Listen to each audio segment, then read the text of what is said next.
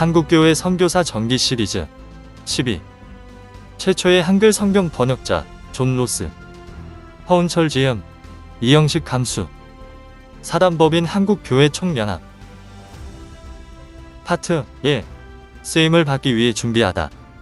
1842년 7월 6일 존 로스는 영국 스코틀랜드 크로마티하구에 있는 인버네스의 한 어촌에서 휴 로스와 캐서린 서덜랜드의 아다들로 태어났다. 로스의 아버지는 의류 도매업자로 옷을 생산한 장인으로부터 옷을 받아 시장 상인에게 전달하는 일을 했다. 오늘날에는 양복업자라는 직업이 경제적으로 여유롭거나 특별한 직업으로 여겨지지 않지만 19세기 초 스코틀랜드 농촌 사회의 경우에는 달랐다. 18에서 19세기 영국에서는 산업혁명이 본격화되면서 면직물공업이 주요 산업으로 성장했기 때문이다. 로스의 아버지는 옷을 유통하며 자연스럽게 많은 돈을 벌게 되었고 로스의 식구는 경제적으로 여유로웠다. 로스의 아버지가 사업가였다면 어머니 캐서린은 이웃 마을 학교의 교장이었다. 그래서 그는 공부하는데 어머니의 도움을 많이 받았다. 특히 캐서린은 로스가 펌교구의 힐턴 마을에 있는 학교에 가게 되었을 때 필요한 여러 지식을 알려주었다. 8남매 중 장남으로 태어난 로스의 동생으로는 도널드, 휴, 윌리엄, 알렉산더, 캐서린, 엘리자, 메리가 있는데 도널드는 의료 선교사가 되었으며 휴는 농부, 알렉산더는 경찰이 되었다. 영국의 스코틀랜드는 크게 로우랜드와 하일랜드로 구분되는데 행정수도 에든버러와 영국에서 세 번째로 큰 도시인 글래스고 등이 로우랜드에 속했다. 스코틀랜드 인구 500만 가운데 약 95%가 로우랜드에 거주하고 있었던 반면 스코틀랜드의 하일랜드는 여러 계곡과 산들이 많은 곳이어서 로우랜드와 다른 풍경을 지닌 곳이었다. 로스가 살았던 인버네스는 하일랜드의 중심 도시로 스코틀랜드 북부의 고원지대인 하일랜드주의 주도이자 네스호가 있는 곳이며 인버네스 그리그 스트리트 브릿지, 인버네스 세인트 앤드루 대성당, 인버네스 올드 아이 세인트 스티븐 교회와 셰익스피어의 4대 비극 중 한 작품인 맥베스의 배경이 된 인버네스 성이 있는 마을이자 도시이다.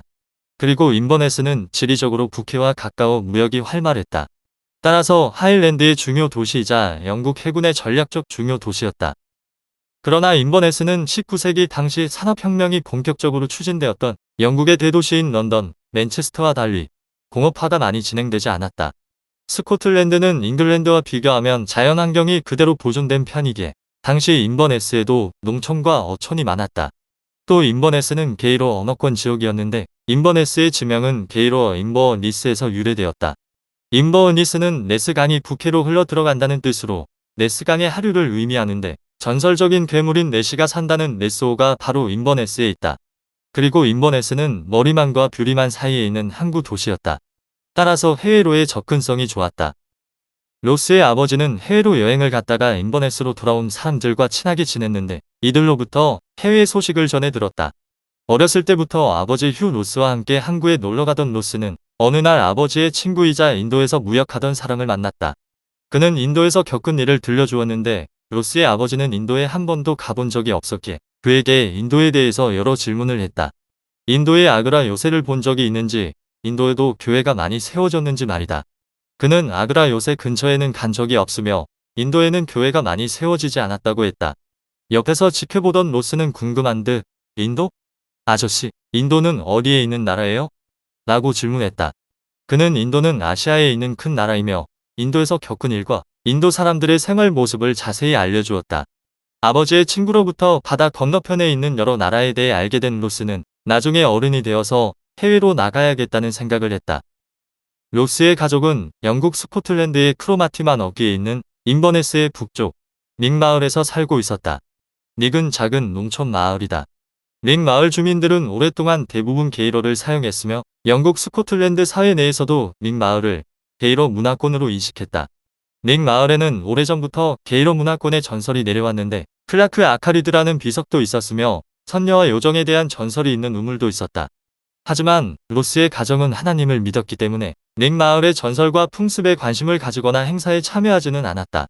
하지만 로스는 마을에서 행해지는 여러 풍습을 보고 자랐으며 펌교구의 힐턴 마을에 입학하기 전까지 게이로를 사용했다. 로스는 어렸을 때부터 부모님을 따라서 교회에 가서 하나님께 예배를 드렸다. 학교 못지않게 자주 교회에 갔는데 그의 가정이 섬기는 교회는 스코틀랜드 연합장로교회 소속의 부속노예가 사역하는 교회였다. 그는 교회에서 하나님의 말씀과 기독교 교리를 배웠다. 교회는 그의 일상에서 매우 중요한 곳이었다. 한편 그는 영어로 된 성경을 읽으면서도 헬라어와 히브리어로 된 성경을 재미있게 읽었으며 외국어로 된 성경을 찾아 읽는 것을 좋아했다. 그래서 로스는 히브리어와 헬라어를 잘하는 목사를 찾아가서 히브리어와 헬라어로 된 성경에 대해 질문했다. 목사는 로스가 히브리어와 헬라어에 관심 있는 것을 기특해했다. 그리고 그에게 언어를 공부하는데 재능이 있다고 칭찬했다. 1862년 로스는 글래스고 대학교에 입학했다. 글래스고는 에든버러와 함께 스코틀랜드의 대표적인 도시였다. 글래스고 대학교는 19세기부터 에든버러 대학교, 에버딘 대학교, 세인트 앤드루스 대학교와 함께 영국 스코틀랜드의 대표적인 종합대학이었다. 산업혁명 이전에는 주로 귀족 가문의 자녀들이 글래스고 대학교에 입학하였지만 산업혁명 이후에는 부유층으로 성장하던 도시의 중산층 가정의 자녀들도 입학했다. 로스도 이 시기에 글래스고 대학교에 입학해서 역사, 법, 영어 등 다양한 학문을 공부했다. 시간이 흘러 로스의 졸업을 축하하기 위해 그의 부모님이 졸업식에 참석했다. 로스의 아버지는 로스에게 대학을 졸업하고 어떤 직업을 선택할지 물었다. 존, 앞으로 어떤 일을 하고 싶니? 그러자 로스는 이렇게 대답했다. 아버지, 저는 에든버러 신학교에 가려고 합니다. 로스가 직장을 구하지 않고 에든버러 신학교에 가겠다고 말하자 마을 사람들은 걱정했다. 그들은 장남인 로스가 아버지를 따라 양복을 유통하는 일을 하지 않겠다는 것을 이해할 수 없었다. 그러나 그의 아버지는 그의 결정을 적극 지지하며 이렇게 말했다. 존, 하나님의 일이 우리 집안의 일이란다. 동네 사람들의 이야기에 신경 쓰지 않아도 된단다. 내가 하나님께 크게 쓰임받는 목회자가 되길 기도한다. 로스의 부모는 마을 사람들의 말에 흔들리지 않았다. 오히려 아들이 목사가 되는 것을 응원했고 아들을 위해 하나님께 기도했다. 부모의 허락을 받은 로스는 에든버러의 연합장로교회 신학교에 입학했다. 그는 헬라어, 히브리어, 중국어 등 외국어를 열심히 공부했고 성적도 좋았다. 어느 날 로스와 함께 공부하던 친구가 그에게 존, 목사가 되려면 헬라어와 히브리어는 당연히 공부해야 하지만 독일어, 중국어까지 그렇게 많은 외국어를 공부하는 이유가 뭐야? 라고 물었고 그는 다음과 같이 대답했다. 나는 하나님 나라 확장에 도움이 되고 싶어서 외국어를 열심히 공부하고 있어. 마가복음 16장 15절에서 예수님이 너희는 온 천하에 다니며 만민에게 복음을 전파하라고 하셨는데 세계 여러 나라 사람들에게 복음을 전하려면 당연히 많은 외국어를 공부해야 한다고 생각해. 로스는 그가 24살이었던 1865년부터 약 5년간 에든버러에 있는 연합장로교회 신학원에 첫해 33명 입학생 중 한 명으로 신학교 과정을 이수했다. 이후 1869년에는 목회자 시험을 치렀고 1870년 1월에 정식 목사 후보생이 되어서 게이러 문화권이었던 리스모어와 스카이 섬의 포트리에서 사역했다. 글래스고 노웨이 보고서에 따르면 당시 로스는 영국 스코틀랜드 서부 제도의 일부 섬 등 여러 곳에서 수개월 동안 사람들에게 복음을 전하고 전도했다. 1868년 로스는 해외선교부 총무인 윌리엄 맥길을 알게 되었다. 맥길은 영국 스코틀랜드 연합장로교회의 목회자나 신학생 중에서 해외로 파송할 선교사를 모집하고 있었다. 그는 에든버러 신학교에 와서 인도로 파송된 선교사 윌리엄 캐리, 중국으로 파송된 선교사 허드슨 테일러를 소개하고 선교가 필요한 이유를 설명하며 신학생들의 선교사 지원을 격려하는 강연회를 열었다. 또한 예배 시간에는 성경의 이사야 6장 8절 말씀을 주제로 설교를 했다.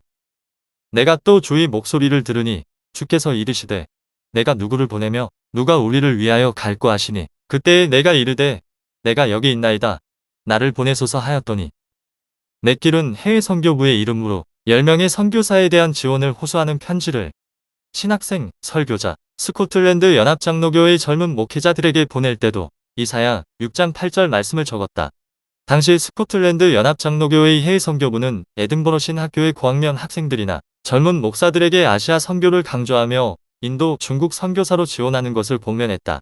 어느 날 맥길은 에든버러 신학교에서 열린 강연회에서 중국 선교를 강조했다.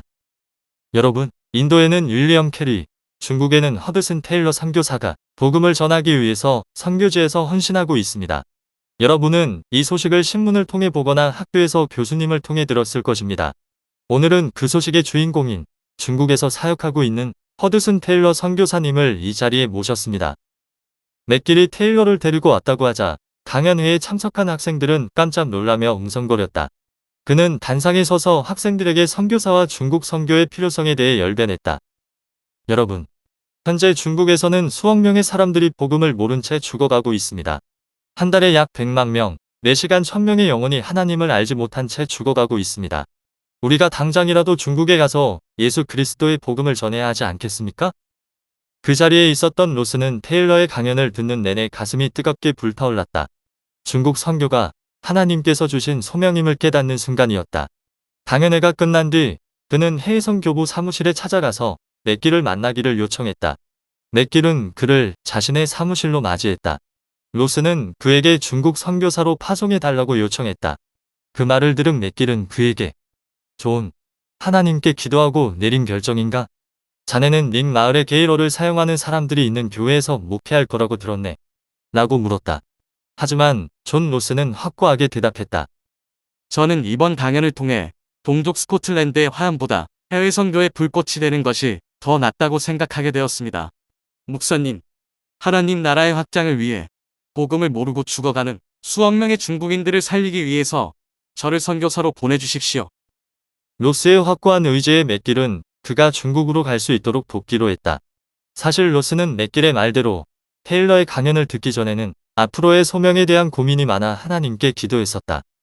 하나님, 제가 이곳에 남아 게이러를 사용하는 주민들을 위한 목회자로 사역해야 할지 아시아의 선교사로 나가는 것이 좋을지 고민이 됩니다. 하나님의 은혜로 저를 인도하여 주옵소서.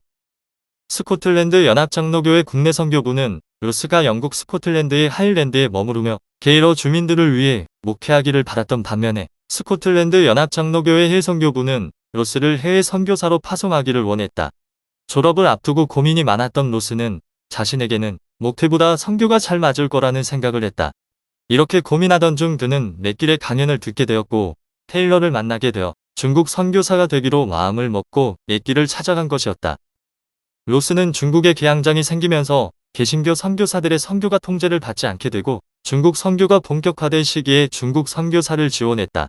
로스가 글래스고 대학교와 에든버러 신학교를 졸업할 시기인 1860년대에는 2차 아편전쟁 때 체결된 텐진 조약으로 중국의 주포, 잉커우, 주장, 산토우, 충저우 등 많은 항구가 개항되었다.